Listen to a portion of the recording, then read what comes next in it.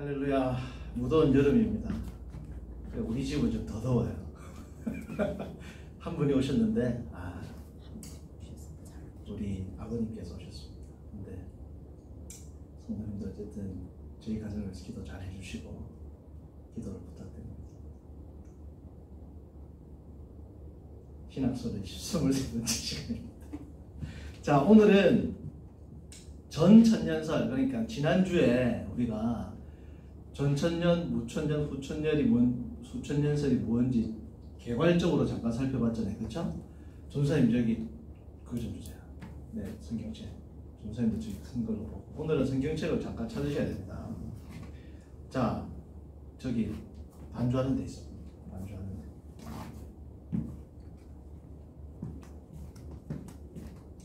자, 전천년설, 무천년설, 후천년설을 봤는데, 자, 오늘은 전천년주의자들이 그들의 입장을 말하고 있는 근거에 대해서 우리가 알아보겠습니다. 자, 먼저 요한계시록 19장, 요한계시록 19장을 보겠습니다. 없어요 여기? 성경책 큰 거? 거기 있어? 자, 요한계시록 19장, 계시록 19장을 펴니다. 자, 19장 11절. 자, 이게 그들이 주장하는 바에 따르면 19장 11절부터 20장 6절까지, 그리고 7, 8, 9절, 19장 11절부터 20장까지는 20장 마지막 절까지를 보면 재림 전천년설이 뭐예요? 재림 전천년설이라고 그랬지. 자, 그러면 무슨 말이에요? 예수님께서 천년왕국 왜요? 전에 재림하신다는 거잖아요. 그렇죠? 그래서 19장 11절부터 마지막 21절까지가 예수님께서 천년왕국 전에 재림하신다는 거야. 자, 천년왕국 전에 예수님께서 재림을 하시면 예수님께서 10분, 20분 예수님께서 천년왕국 전에 재림을 하시면 뭘 하시겠어요? 천년왕국 전에 재림하셔가지고 뭘 하시겠어요? 예수님께서 점점, 그렇지, 전천년설의 특징이 뭐예요? 세상은 점점 악해진다.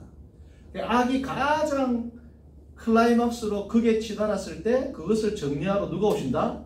예수님께서 오셔가지고 그들을 말씀의 검으로, 그리고 예수님께서 그들을 완전히 심판을 하신다. 그리고 나서 있는 게 뭐예요?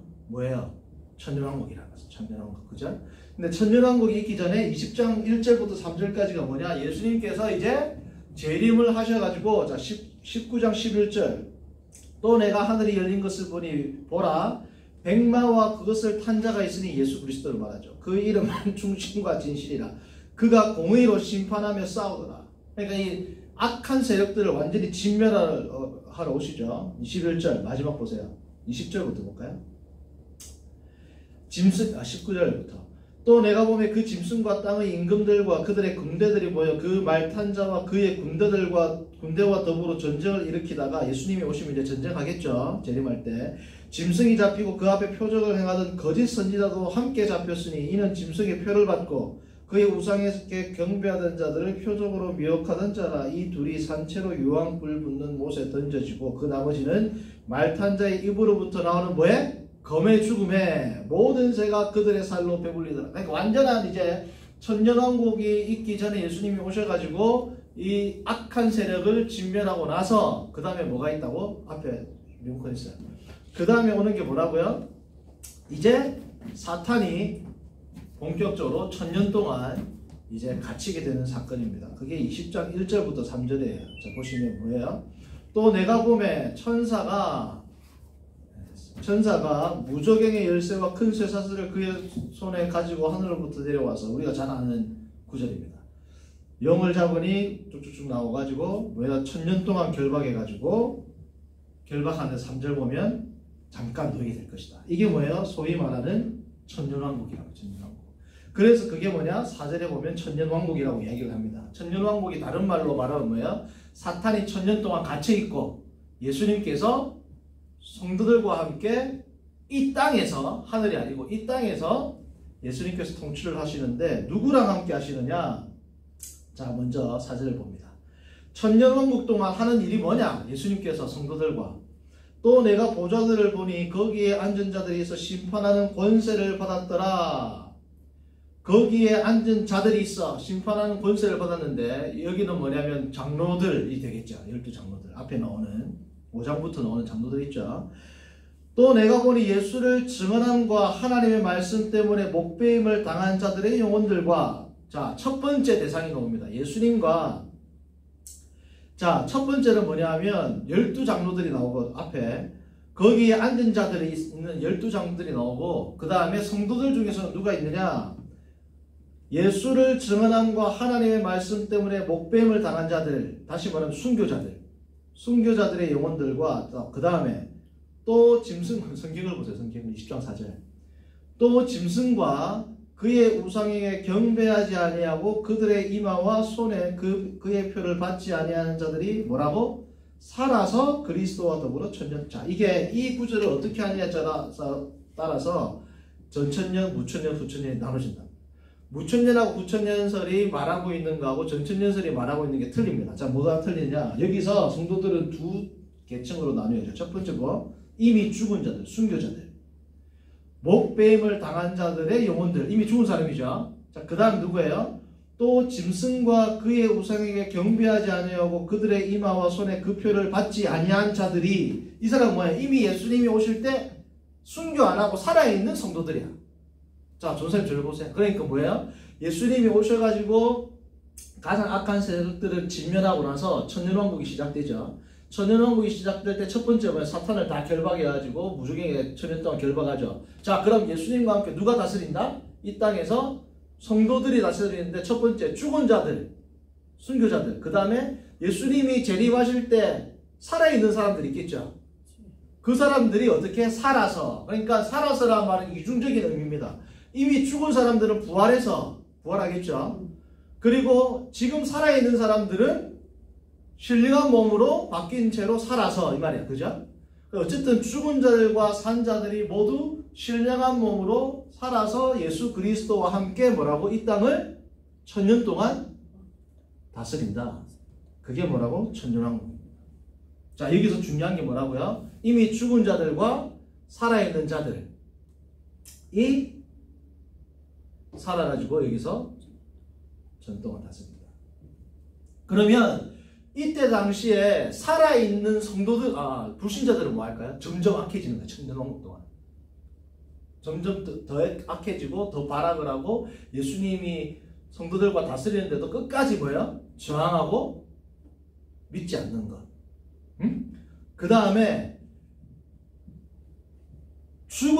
그러니까 살아있는 불신자들이 있을 거고 그 사람들은 계속 살아가고 계속 반해갈 거고, 그죠?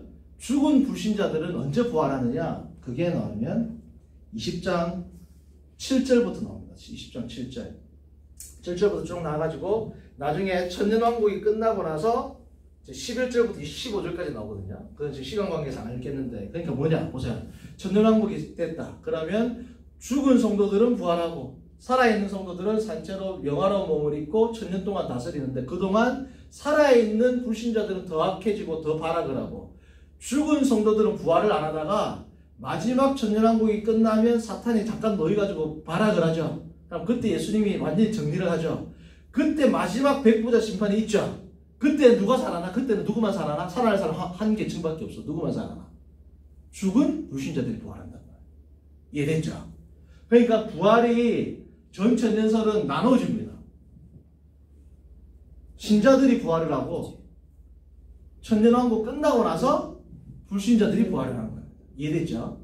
그래서 예수님이 악한 세력을 진멸하는 것도 두 번에 걸쳐 일어나. 천년왕국 전에 일어나고 천년왕국 이후에 또 한 번 일어나고. 이게 약점입니다. 지금 내가 말하는 이 부분이 천년왕국의 이제 유일한이라기보다는 가장 치명적인 약점 고리가 된단 말이죠. 예수님이 다 진멸했는데 천년 동안 계속 불신자들은 더 악해지고 예수님이 그 영광 가운데 성도들과 다스리는데 악해진다는 게 쉽지 않거든요. 그죠?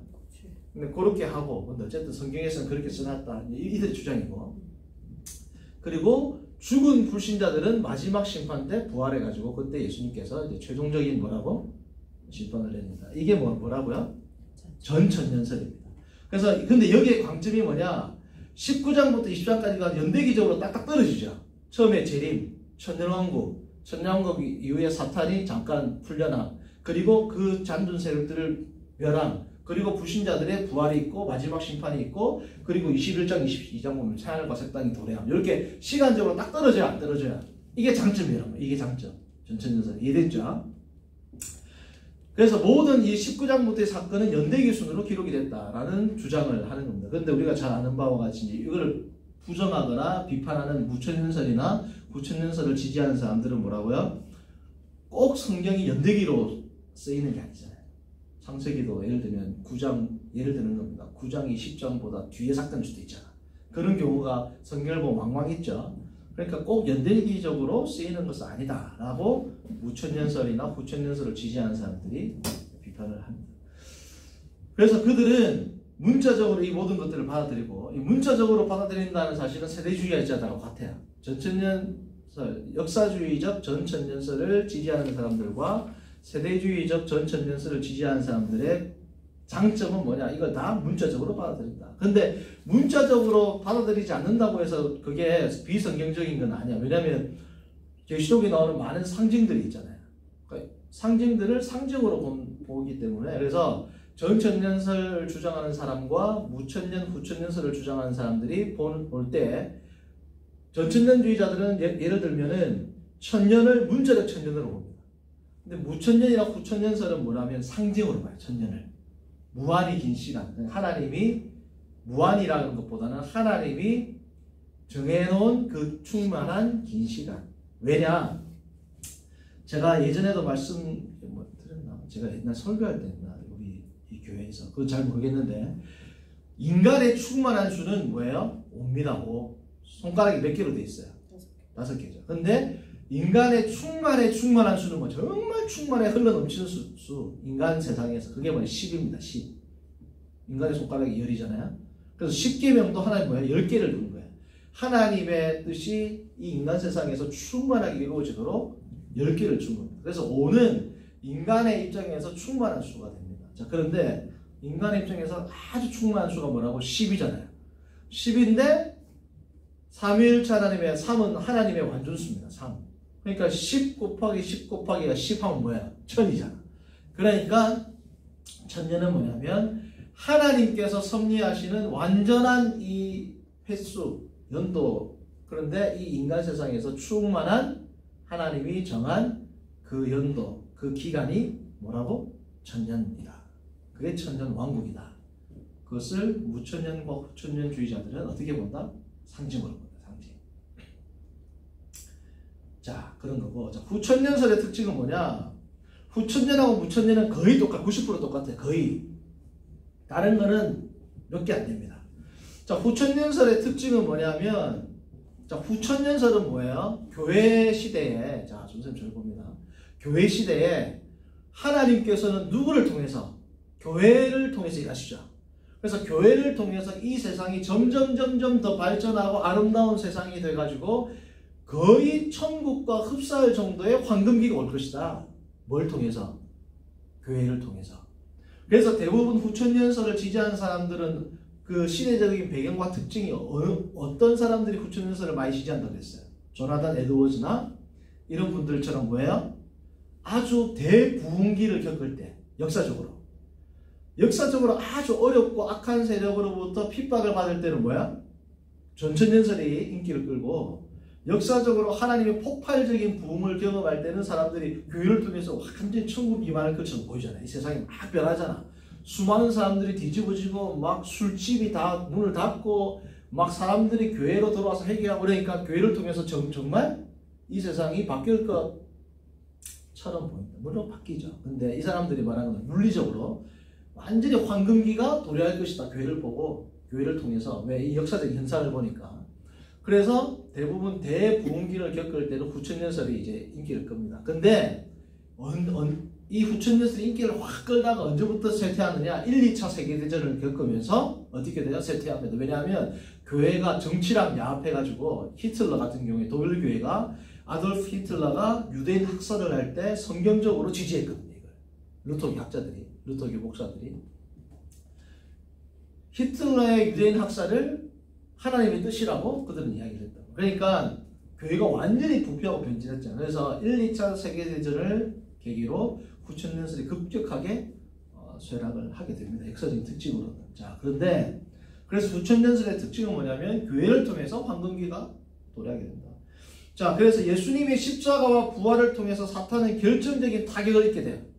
그렇죠? 우리 성경적으로 예수님 십자가와 부활을 통해서 완전히 결정적인, 완전히 멸망은 뭐냐 하면 이제 후천년설의 입장은 뭐냐면 수천년, 전천년, 무천년 다 똑같죠.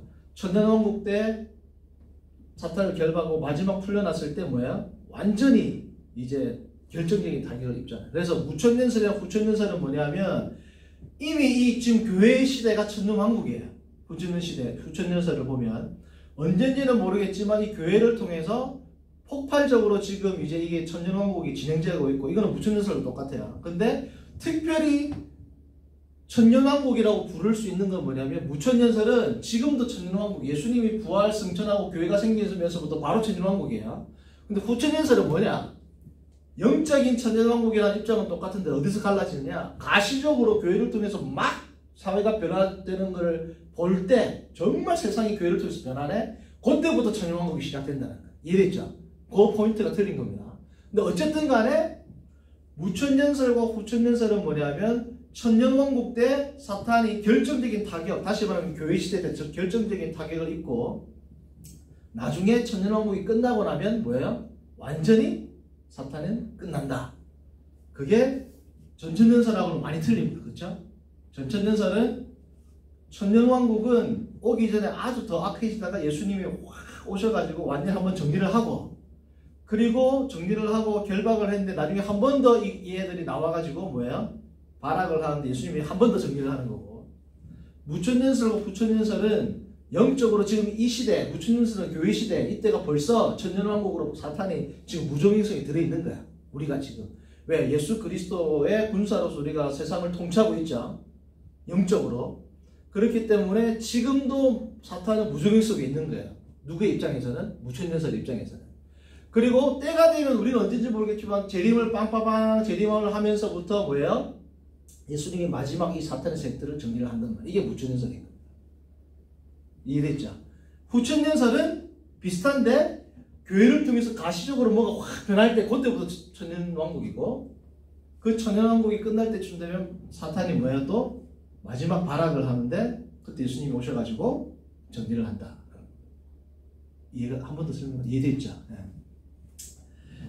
그래서 이게 전체적인 성경적인 흐름으로 볼 때는 무천년 저는 뭐 여기까지만 하겠습니다. 어쨌든 다음에 그 종말론 할 때 좀 더. 자, 그래서 죽은 자들의 부활은 육체적인 부활이 아닌 영적인 부활, 중생을 의미한다. 자, 아까 보시면 20장 아까 4절 보면 두 계층이 나온다고 그랬죠. 이미 목배인 순교자들과 살아있는 성도들은 전천년주의자 입장은 뭐예요? 죽은 자들은 부활을 하고 살아있는 자들은 이 땅에서 그리스도와 함께 천년왕국 때 왕노릇을 하는데 후천년설이나 무천년설은 뭐냐면 이미 죽은 자들은 어디서 통치를 할까? 지금 하늘 보좌 우편에서 예수님과 함께 통치를 하고 있어요. 천년왕국이니까 우리 무천년설 입장에서는 이미 통치를 하고 있는 거예요. 죽은 성도들은, 순교자들은. 살아있는 성도들은 뭐예요? 이 땅에서 기도와 말씀으로 세상에서 빛과 소금의 역할을 하면서 왕노릇을 하고 있단 말이죠. 그게 무천년설과 후천년주의자들의 주장입니다. 문자적으로 이 땅에서 천년왕국에서 통치를 하고 있는 전천년주의자들의 입장은 많이 사뭇 다르잖아요. 그렇죠? 이거나 이야기했고 이것도 이야기했다. 그죠? 자, 무천년설의 특징은 후천년하고 아까 설명 다 했습니다. 비슷한데 다른 게 뭐냐? 후천년설은 가시적으로 교회를 통해서 바뀌는 그때부터 천년왕국이고 무천년설은 지금 이미 그리스도의 승천과 그리고 교회의 설립에서부터 벌써 시작됐다는 거예요. 천년왕국이. 자, 그리고 마지막 이게 중요한 겁니다. 무천년설은 천년왕국이 없다고 믿는 것이 아니고 뭐예요? 눈에 보이는 방식으로 임하는 것이 아니라 교회 혹은 성도들의 마음속에서 혹은 천국에 있는 성도들이 그리스도와 함께 아까 얘기했잖아요. 그렇죠? 그 입장입니다. 그 입장. 그래서 세상은 점점 더 악해질 것이다 라는 전천년설과 세상이 점점 좋아질 것이다 라는 후천년설의 중도적 입장을 취하는 게 뭐다? 무천년설입니다. 오늘 여기까지 하고 목요일날 이제 전천년설, 후천년설, 무천년설에 대해서 마지막 이제 정리를 하고 이제 다음 순서로 하겠습니다. 네, 이상입니다.